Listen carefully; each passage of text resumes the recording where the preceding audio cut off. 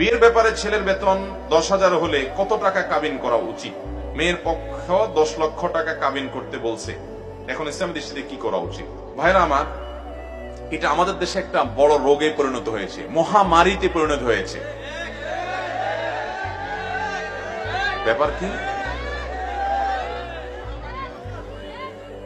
সব নারায় থাকবে শুরু করছে কেন ভাই?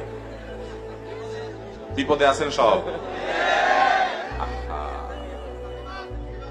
মেয়ের বাবা যারা আছেন ভালো করে শুনে রাখেন, খুব সিরিয়াস কথা।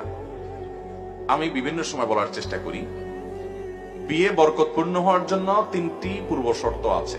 কোরআন এবং হাদিস ঘাটলে আমাদের বর্তমান অবস্থাকে রিয়ালাইজ করলে, গবেষণা করলে প্রতীয়মান হয় যে 3টি বিষয় আছে, যে বিষয়গুলো থাকলে বিবাহ বরকতময় হবে। আমি সবসময় বলার চেষ্টা করি, ভালো করে শুনে রাখেন, মহরের পরিমাণ বেশি করার মধ্যে বিয়েতে কোনো